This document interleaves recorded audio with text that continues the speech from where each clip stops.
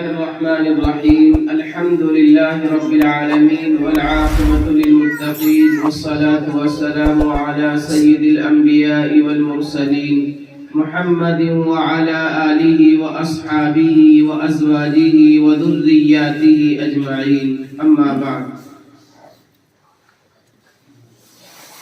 حاضرین گرامی، آج 26 جنوری کے موقع پر یوم آزادی بڑے جوش و خروش کے ساتھ منا رہے ہیں، اور آج یہ 26 جنوری جو ہم سب کے لیے خوشی کا موقع ہے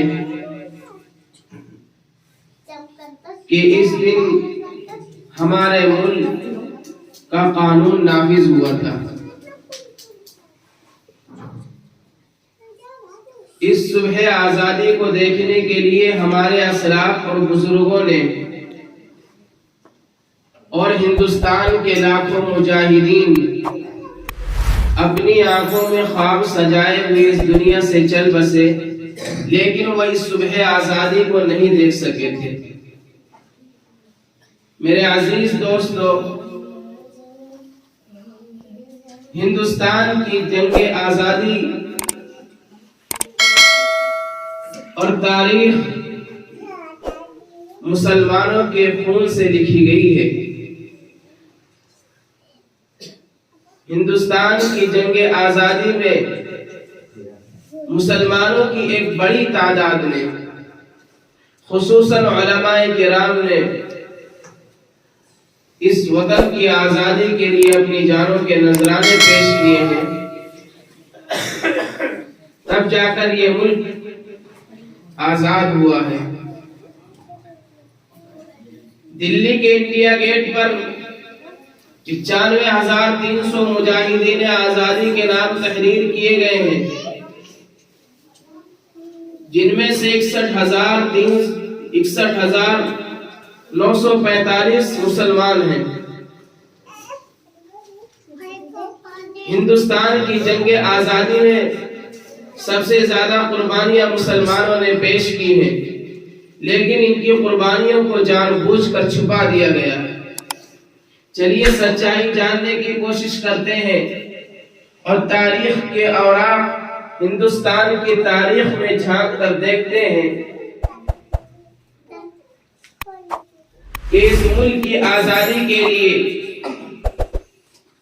ہمارے اسلاف اور بزرگان دین نے جو کردار ادا کیا ہے اور جتنا خون بہایا ہے، ہم بغیر کسی پریشانی اور تردد کے یہ بات کہہ سکتے ہیں کہ کسی دوسرے نے اتنا پسینہ بھی نہیں بہایا.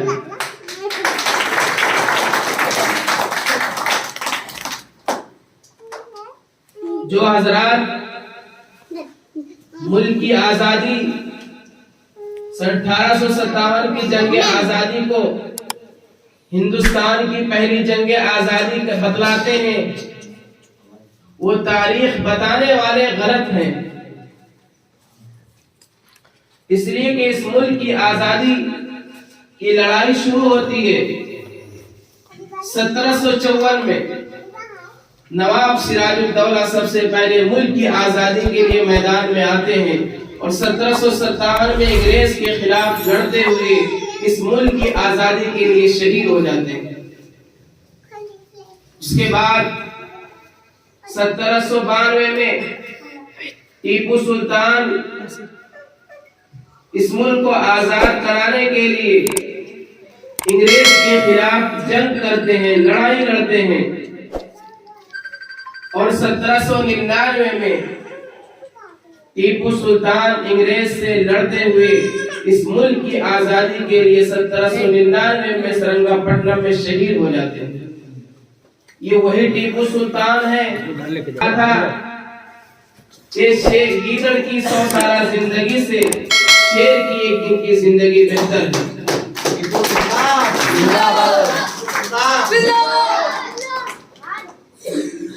جب تک ٹیپو سلطان زندہ تھا جب ٹیپو سلطان شہید ہو گیا تو انگریز ٹیپو سلطان کی لاش پہ کھڑا ہو کر کہتا کہ آج سے ہندوستان ہمارا ہے۔ جب تک ٹیپو سلطان زندہ تھا اس وقت تک انگریز اس ملک پر حکومت کرنے کا خواب بھی نہیں دیکھ سکتا تھا۔ اس کے بعد 1803 کے اندر اس وقت کے سب سے بڑے محدث کبیر امام جلیل رئیس الاولیاء حضرت شاہ عبد العزیز محدث دہلوی رحمۃ اللہ علیہ دلی کے اندر بیٹھ کر اپنے مدرسے سے فتویٰ جاری کرتے ہیں کہ آج سے ہمارا ملک ہندوستان دارالحرب ہو چکا ہے، لہذا اے مسلمانوں جس طرح تم پر نماز پڑھنا فرض ہے، روزہ رکھنا فرض ہے، حج کرنا فرض ہے، اسی طریقے سے تمہارے اوپر اس ملک کو انگریز کی غلامی سے، انگریز سے نجات دلانے کے لیے، اس ملک کے لیے لڑائی کرنا بھی تم پر فرض ہو چکا ہے۔ اگر حضرت شاہ عبد العزیز محدث دہلوی رحمۃ اللہ علیہ فتویٰ جاری نہ کرتے تو یہ ہندوستان کبھی بھی آزاد نہیں ہوتا۔ اس فتوے نے ملک کی آزادی کے لیے ایک روح پھونک دی تھی، جگہ جگہ آزادی کے پرچم لہرانے لگے، حوصلوں نے انگڑائیاں لینی شروع کر دی۔ یہی وہ مدارس ہیں جن سے فتویٰ جاری ہوا ہے، تب جا کر یہ ملک آزاد ہوا ہے۔ اس کے بعد 1831 کے اندر حضرت شاہ اسماعیل شہید رحمت اللہ علیہ اور سید احمد شہید رحمت اللہ علیہ کسی فتوے کے نتیجے میں پورے ملک کا دورہ کرتے ہیں، ملک کے طول و عرض میں جاتے ہیں اور تقریباً 23-24 سال کی مدت پورے ملک کا دورہ کرتے ہوئے ایک فوج تیار ہوتی ہے اور پھر بالا کوٹ کی پہاڑی پر یہ جنگ لڑی جاتی ہے اور 7 سال تک انگریز کے خلاف جنگ لڑتے ہوئے 1834 میں حضرات شہید ہو جاتے ہیں اور بے شمار لوگ شہید ہو جاتے ہیں۔ اس کے بعد 1857 کی جنگ آزادی، جس میں جب 1834 میں ناکامی ہو گئی اور یہ سید احمد شہید اور شاہ اسماعیل شہید رحمت اللہ علیہ شہید ہو گئے تو وہ خاموش نہیں بیٹھ گئے۔ شہید ہونے کے بعد جو حضرات باقی بچ گئے تھے انہوں نے دوبارہ محنت شروع کی اور ملک کی آزادی کے لیے افراد تیار کیے اور اس کے بعد پھر 1857 کی جنگ آزادی شاملی اور دلی کے اندر لڑی گئی۔ اس طرح 1857 کی جنگ آزادی ہندو مسلم سب نے مل کر اس ملک کی لڑائی لڑی۔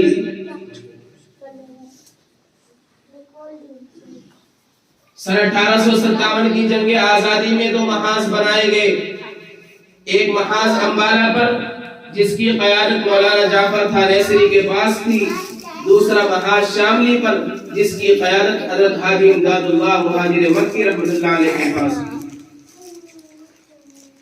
اسی جنگ میں حضرت گنگوہی زخمی ہوئے، اسی جنگ میں حضرت مولانا قاسم نانوتوی رحمۃ اللہ علیہ زخمی ہوئے، اسی جنگ میں حافظ ضامن شہید ہوئے۔ اس سن 1857 کی جنگ آزادی میں 2 لاکھ مسلمان شہید ہوئے، جن میں 51,500 علماء کرام تھے۔ بہرحال جب اس جنگ میں وسائل کی قلت اور اپنوں کی غداری کی وجہ سے فرنگیوں کا غلبہ ہوا تو وائسرائے برطانیہ نے اپنے ہندوستانی مشیروں سے رائے طلب کی کہ بتاؤ ہندوستان میں تمہاری حکومت کیسے قائم رہ سکتی ہے۔ تو اس وقت ہندوستان میں رہنے والے سب سے بڑے سیاستداں ڈاکٹر ولیم یور نے جو رپورٹ پیش کی اس میں لکھا ہے کہ ہندوستان میں سب سے زیادہ بیدار مسلمان ہیں اور جنگ آزادی صرف مسلمانوں نے لڑی ہے. اس لیے مسلمانوں میں جب تک جذبہ جہاد موجود ہے اس وقت تک ہم لوگ ان پر حکومت نہیں کر سکتے.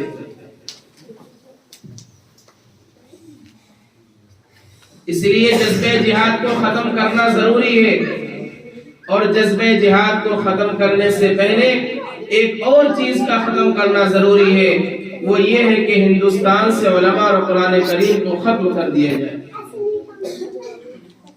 چنانچہ سن 1864 سے لے کر سن 1867 تک انگریز نے علماء کو ختم کرنے کا فیصلہ کیا اور یہ ہندوستان کی تاریخ کے بڑے المناک سال ہیں. ان 3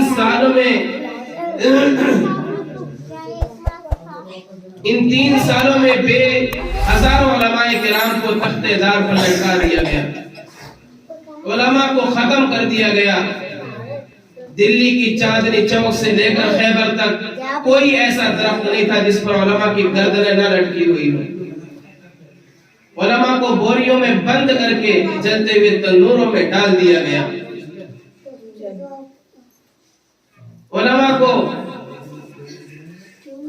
ہاتھیوں پر کھڑا کر کے درختوں سے باندھ کر ہاتھیوں کو نیچے سے چلا دیا گیا.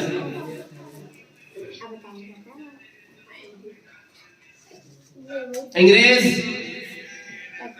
ٹامسن لکھتا ہے کہ جب میں دلی میں اپنے خیمہ میں گیا تو مجھے مردار کی بدبو محسوس ہوئی. میں خیمے کے پیچھے گیا، دیکھتا ہوں کہ آگ کے انگارے دہک رہے ہیں. میرے سامنے 40 علماء کے کپڑے اتار کر انگاروں پر ڈال دیا گیا اور انگریز نے کہا مولویو جس طرح ان 40 کو پکایا گیا اسی طرح تمہیں بھی پکا دیا جائے گا.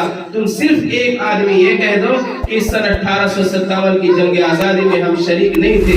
ٹامسن لکھتا ہے کہ ان میں سے کوئی بھی عالم ایسا نہیں تھا کہ جو یہ کہہ دے کہ سن 1857 کی جنگ آزادی میں ہم شریک نہیں تھے. سارے کے سارے آگ میں پک گئے لیکن انگریز کے سامنے کسی نے بھی گردن نہیں جھکائی.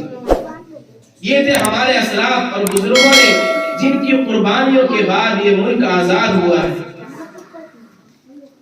نوبت یہاں تک آ گئی تھی کہ علماء کو چن چن کر ختم کر دیا گیا، ان کو پھانسی دے دی گئی، پھانسی کے پھندوں پر لٹکا دیا گیا. اور جب کسی کا انتقال ہو جاتا تو جنازہ تیار کر کے سڑک کے چوراہوں پر رکھ دیا جاتا کہ کاش کوئی عالم مل جائے اور نماز جنازہ پڑھا دے. لیکن جب لاش کے اندر سے بدبو آنے لگتی اور کوئی عالم نماز جنازہ پڑھانے والا نہیں ملتا تو لوگ بغیر نماز جنازہ پڑھائے ہوئے یوں ہی دفنا دیا کرتے.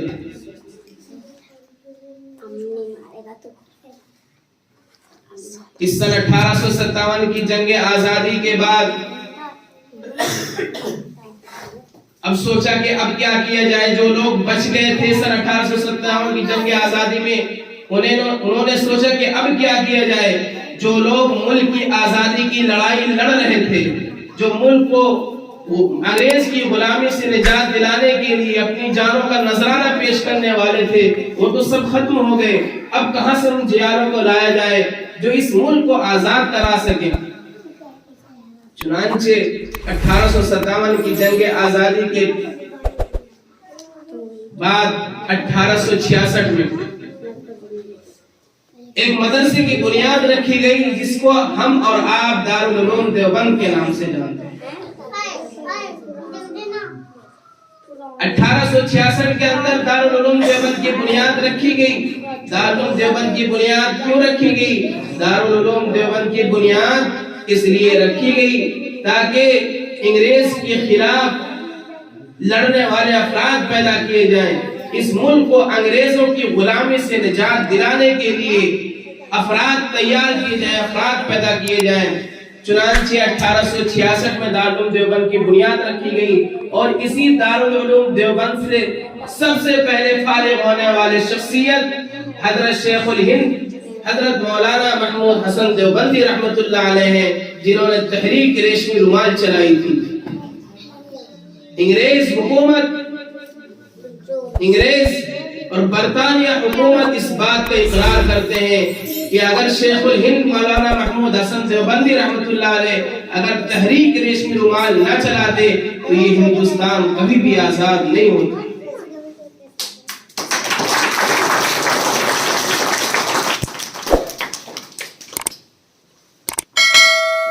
یہ وہی شیخ الہند ہیں جنہیں انگریز مالٹا کی جیل میں قید کر دیا تھا۔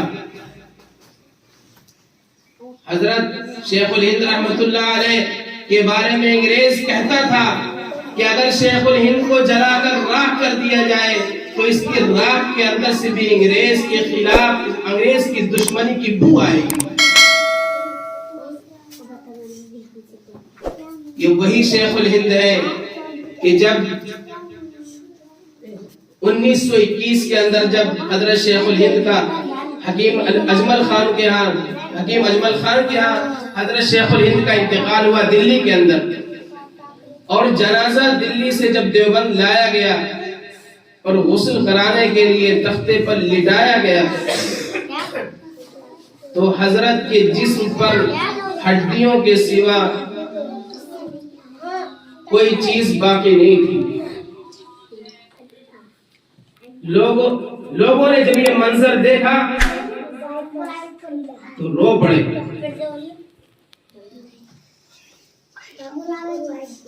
حضرت کے شاگرد شیخ الاسلام حضرت مولانا حسین احمد مدنی نور اللہ مرقدہ، وہ دارالعلوم کلکتہ میں حدیث کا درس لیا کرتے تھے۔ جب وہ دیوبند تشریف لائے، لوگوں نے ماجرا بیان کیا کہ آخر وجہ کیا تھی کہ حضرت شیخ الہند کے جسم پر ہڈیوں کے سوا کوئی چیز باقی نہیں تھی، تو مولانا حسین احمد مدنی رو پڑے اور فرمانے لگے کہ حضرت شیخ الہند، استاذ محترم حضرت شیخ الہند کو انگریز مالٹا کے جیل کے اندر قید خانے میں لے جاتا اور گرم گرم سلاخوں سے حضرت کے جسم کو داغتا تھا اور کہتا تھا کہ محمود حسن انگریز کے حق میں فتویٰ دے دے۔ حضرت شیخ الہند بے ہوش ہو جاتے اور جب ہوش آتا یہی کہتے کہ انگریز کی فوج میں بھرتی ہونا حرام ہے، میں تمہارے حق میں کبھی بھی فتویٰ نہیں دے سکتا۔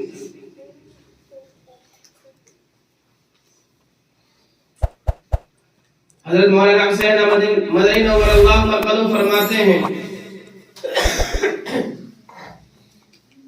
کہ حضرت کے جسم کو گرم گرم سلاخوں سے داغا جاتا تھا اور کہا جاتا تھا کہ انگریز کے حق میں فتویٰ دے دو، لیکن کبھی بھی انگریز کے حق میں فتویٰ نہیں دیا۔ بے ہوش ہو جاتے، فرماتے کہ میں بلال کا وارث ہوں، میری چمڑی ادھڑ سکتی ہے، میری چمڑی پگھل سکتی ہے، لیکن میں تمہارے حق میں کبھی بھی فتویٰ نہیں دے سکتا۔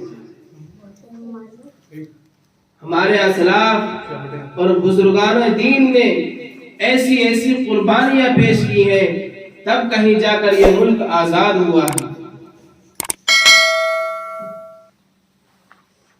15 اگست 1947 میں ہمارا ملک آزاد ہو گیا تھا۔ اس کے بعد ہمارے پاس اپنا کوئی قانون اور کوئی آئین نہیں تھا۔ برطانیہ حکومت کے زیر اثر جو قانون لاگو ہوا تھا اسی کے تحت یہاں کی عدالتیں فیصلے کیا کرتی تھیں، لیکن جب ہمارا ملک آزاد ہو گیا تھا تو ہمیں ایک آزاد سنویدھان کی ضرورت تھی، آزاد قانون اور آئین کی ضرورت تھی۔ چنانچہ جو ماہرین قانون تھے اس وقت کے بابا صاحب بھیم راؤ امبیڈکر اور مولانا ابوالکلام آزاد اور دیگر ماہرین قانون دنیا کے قوانین کا مطالعہ کیا، اور مطالعہ کرنے کے بعد بڑے غور و خوض کے بعد تقریباً 3 سال کا وقت لگا اور یہ سنویدھان اور یہ قانون تیار کیا گیا۔ 11 مرتبہ اسمبلیاں بیٹھی، اتنا بڑا قانون اور آئین اور دستور تیار کیا گیا، اور اس میں ملک میں رہنے والے ہر شخص کو مکمل حقوق اور آزادی دی گئی کہ ملک کے ہر طبقے کو، ہر مذہب کے ماننے والے کو اس کے مذہب پر چلنے کی مکمل آزادی دی گئی، اس کے حقوق کا مکمل طور پر خیال رکھا گیا۔ لہذا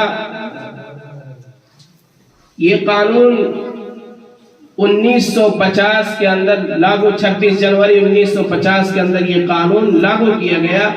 حقیقی معنی میں اس دن ہم صحیح معنی میں آزاد ہوئے تھے کہ اب ہم انگریزی غلامی حکومت کے قانون کے بھی ہم اب غلام نہیں تھے۔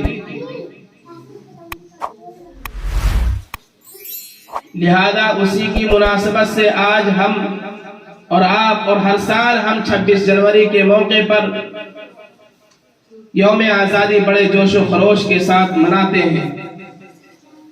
اس لیے اس 26 جنوری کے موقع پر ہم تمام مجاہدین آزادی کو خراج عقیدت پیش کرتے ہیں